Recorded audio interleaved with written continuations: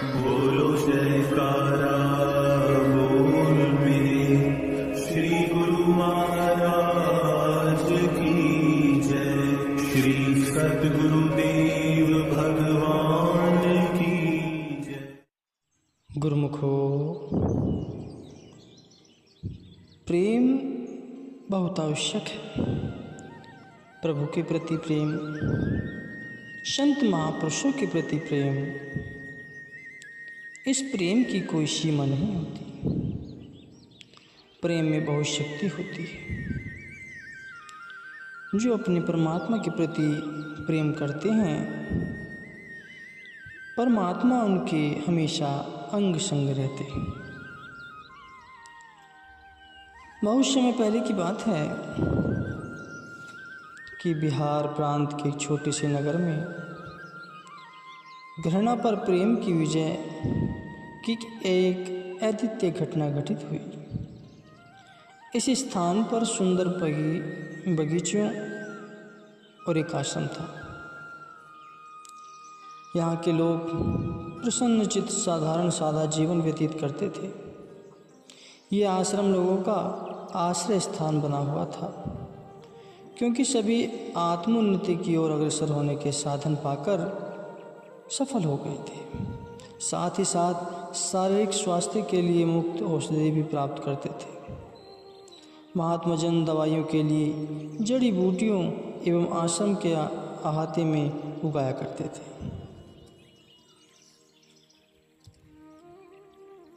इस कथा के दो मुख्य पात्र भी हैं प्रमुख, राम प्रसाद और संत नित्याजी। राम प्रसाद एक निर्दयी आचरणहीन असभ्य जमींदार था, जो कि ऐश्वर्य और शौख्य समृद्ध नगर में काले धब्बे का रूप था। आश्रम के मुखिया संत नित्यानंद जी चिकित्सा, ज्ञान एवं मानवता के प्रति प्रेम के लिए प्रसिद्ध थे। नित्यानंद जी का आश्रम नगर की सीमा पर था। उसके समीप एक छोटी सी नदी बहती थी। नित्यानंद जी के 12 शिष्य जड़ी बूटियों का उत्पादन एवं देखरेख करते हुए नगर के रोगियों को जड़ी बूटियों का मिश्रण बनाकर देते थे। संत नित्याजी तथा उनकी संस्था के साधु जाति धर्म वर्ण का भेद भाव न रखते हुए सबसे नम्रता, उदारता एवं प्रेम का व्यवहार करते थे। लोग उदारता से दान देते, जिससे धन की कमी नहीं आती थी। नित्यानंद जी एवं उनके अन्य सेवक अपनी शारीरिक आवश्यकता पर दान में से एक पैसा भी खर्च न करते थे। बारी बारी से 2 शिष्य दिन में 2 बार भिक्षा मांगने जाते और सब कुछ मिलकर उससे निर्वाह करते। ऐसे स्वर्ग तुल्य स्थान पर जहाँ लोग पवित्र एवं आनंद में जीवन व्यतीत करते, वहाँ पर राम प्रसाद नाम का एक चंचल व्यक्ति भी रहता था। वह नित्यानंद जी एवं उसके आश्रम को नष्ट करने के लिए तुला हुआ था। धनी जमींदार राम प्रसाद के पास नगर में काफ़ी जमीन थी और उसने अपने दुर्व्यवहार से नौकरों का जीवन जीता जागता नरक बना रखा था। वह आचरणहीन एवं नगर के लुटेरों में से एक था। लोगों की सुरक्षा एवं सफलता के लिए केवल नित्यानंद जी का आश्रम था। यही कारण था कि राम प्रसाद संत नित्यानंद जी एवं उनके शिष्यों से घृणा करता था और उनका जीवन दुख में बनाने की चेष्टा में लगा रहता था। उसने नित्यानंद जी के सेवकों को नुकसान पहुंचाना चाहा, परंतु प्रभु प्रेमी को कुछ हो सकता है, इसलिए उसने कितने ही अपने व्यक्ति भेजे, परंतु सभी उनकी प्रशंसा करते हुए लौट के आ गए। राम प्रसाद के विरुद्ध उनमें घृणा, क्रोध एवं द्वेष नहीं होता था। जमींदार ने सब प्रयत्न निष्फल होते देख विख्यात डाकू प्रेम सिंह को अपना मित्र बनाया। वह समीप के जंगल में रहता था। दोनों की योजना एवं सलाह अनुसार प्रेम सिंह ने वचन दिया कि वह उसके आश्रम और संत को नष्ट कर दिखाएगा। एक दिन नित्यानंद जी किसी रोगी को देखने दूसरे गांव में जा रहे थे।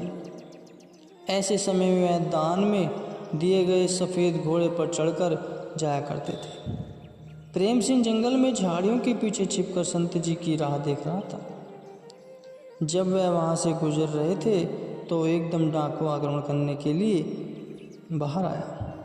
नित्यानंद जी ठहर गए, उसकी ओर सिराहा और आशीर्वाद दिया। डाकू के होश हवास उड़ गए और वहां से भाग निकला, परंतु उसने निर्णय किया कि दोबारा आक्रमण करेगा और नित्यानंद जी के लौटने की प्रतीक्षा करने लगा। इस समय प्रेम सिंह ने अपनी योजना अनुसार घृणित एवं रेंगते हुए भिखारी का रूप बनाया। जब संत जी वहां से गुजरने लगे तो उनके घोड़े के आगे आगे चलने लगा। नित्यानंद जी कठिनाई से चलते हुए भिखारी को देख घोड़े पर सवार न रह सके। वे घोड़े के नीचे उतर आए और भिखारी को उस पर बिठा दिया। जो ही उसने भिखारी को संभालने के लिए कहा और यह पूछना चाहा कि किस स्थान पर उसने जाना है, तो ही डाकू ने घोड़े को मोड़ा और भाग निकला। भागते समय पीछे की ओर मुंह करके प्रेम सिंह चिल्लाया कि हे मूर्ख साधु, मैं भिखारी नहीं हूँ। मेरा नाम प्रेम सिंह है और मैं इस स्थान का विख्यात डाकू हूँ। मैंने तुझे धोखा दिया है, मैं तुम्हें मार डालना चाहता हूँ, परंतु ऐसे निर्णय को बदलकर तुम्हारे घोड़े को चुरा कर ले जा रहा हूँ। उसी समय नित्यानंद जी ने सीटी बजाई, घोड़ा वापस लौट आया और उसके पास आकर खड़ा हो गया। अब साधु की बारी थी। उन्होंने लुटेरे को कहा, हे डाकू, तुमने देख लिया कि मेरा घोड़ा कितना आज्ञाकारी है। यदि तुम्हें इसकी ज़रूरत है तो घोड़ा ले जाओ, मैं सरलता से पैदल आश्रम तक चला जाऊँ। परंतु मेरी एक बात मानो, आप मेरे से क्या चाहते हैं? प्रेम सिंह जोर से बोला, इतना ऊंचा मत बोलो, कृपया इस घटना के विषय में किसी से चर्चा न करना। साधु ने नम्रता से उत्तर दिया, क्यों, मैं किसी से नहीं डरता। प्रेम सिंह ने सेखी मारते हुए कहा, इसका कारण यह है, लोगों को इस घटना की वास्तविकता विदित होने पर वे कभी भी असहाय और ज़रूरतमंद की सहायता नहीं करेंगे। इतना कहकर नित्यानंद जी अपने आश्रम की ओर चल दिए। प्रेम सिंह डाकू मौन धारण कर वहीं खड़ा रहा। साधु के वचन उसके दिल की गहराई तक उतर गए। अपने इस कुकृत्य के लिए उसे लज्जा हुई।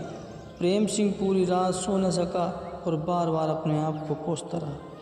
प्रातःकाल होते ही प्रेम सिंह सीधा आश्रम में गया। आंसू भरी आंखों से उसने नित्यानंद जी को दंडवत प्रणाम कर प्रायश्चित करते हुए क्षमा याचना की और नित्यानंद जी ने उसे गले लगाया और उसके खान पान व निवास का प्रबंध कराया। आश्रम में एक और शिष्य बढ़ गया। अब राम प्रसाद की स्थिति का अनुमान लगाया जा सकता था। जमींदार को जब इस घटना का पता चला तो न केवल डाकू को मारने का विचार बनाया, अपितु आश्रम को एक समतल भूमि बनाकर दिखाने की भी योजना बनाई। इस बुरी भावना को लेकर उसी रात्रि को वह अपने जैसे साथियों को साथ लेकर आश्रम की ओर गया। तो आश्रम की सीमा पर पहुंचकर राम प्रसाद ने आदेश दिया कि मसाले बुझा दो और सारी झाड़ियों में छिपा दो। सारी झाड़ियों में छिप जाओ जाके। ऐसा करने के लिए जब वह स्वयं छिपने के लिए स्थान ढूंढ रहा था तो उसका पांव फिसला और गहरे गड्ढे में गिर गया, जिससे रीढ़ की हड्डी टूट गई। वह वहां अचेत हो। पुनः अपने नेता का कोई संकेत न मिलने पर सोचनीय अवस्था में साथी भी वहां से भाग निकले और आश्रम के एक निवासी ने बाहर हलचल की आवाज़ सुनी और उस पर चल दिया। उसने बैटरी जलाई और जल्दी ही उस गड्ढे के समीप आया कि पौधा लगाने के लिए खोदा गया था। उसमें उसने एक कर रहा था वह व्यक्ति देखा। वह स्वयं गड्ढे में नीचे उतरा और देखा कि अन्य कोई व्यक्ति नहीं अपितु राम प्रसाद उसमें अचेत पड़ा है। उसने अपने साथियों को जोर से आवाज़ लगाई। जल्दी ही नित्यानंद जी सहित सब वहाँ पर इकट्ठे हो गए। राम प्रसाद को नित्यानंद जी की कुटिया पर लाया गया और तुरंत चिकित्सा आरंभ की गई। राम प्रसाद को होश में लाने के लिए जड़ी बूटियों का मिश्रण उसके मुंह पर डाला गया और नित्यानंद जी उसके समीप बैठकर जल्दी ही स्वस्थ होने की प्रार्थना करने लगे। वह लुटेरा शिष्य यह सब बड़े आश्चर्य एवं उत्सुकता से देख रहा था। वह अत्यधिक प्रभावित हुआ और उसने पूछा, यह जानते हुए कि जिम्मेदार आचरणहीन क्रूर व्यक्ति है, संत जी ने उसके साथ इतना अच्छा व्यवहार क्यों कर रहे? संत जी ने उत्तर दिया, घृणा से घृणा बढ़ती है। जहाँ प्रेम है वहाँ घृणा का स्थान नहीं है। क्या तुमने अपने लिए यह अनुभव नहीं किया? तुम प्रेम पूर्वक व्यवहार को पाकर बच्चे की भांति रोए और तुम्हारे क्रूर व्यवहार पर भी क्षमा कर दिए गए। दूसरे को शक्ति के बल पर जीतना तथा प्रेम की शक्ति से जीतना, इन दोनों में महान अंतर है। घृणा विषमय वातावरण बनाती है और प्रेम अमृतसर बरसाकर शांति का अनुभव कराती है। जो भी इस वातावरण के संपर्क में आ जाए, घृणा सा शत्रु कुछ समय के लिए घुटने टेक देता है, परंतु प्रेम की सर्वदा के लिए जीत होती है। प्रेम ही परमात्मा है, परमात्मा ही प्रेम है। इस कहानी को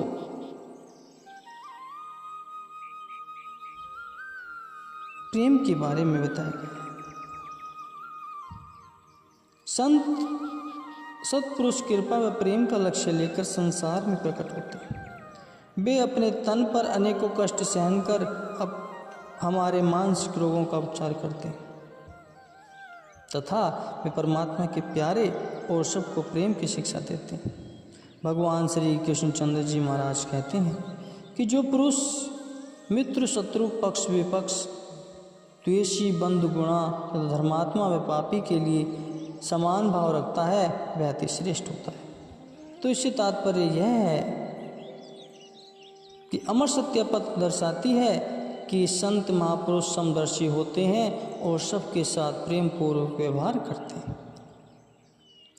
इसलिए पूर्ण संत सत्पुरुषों की शरण संगति ग्रहण करके नम्रता प्रेम निष्काम सेवा से उनकी प्रसन्नता प्राप्त करो।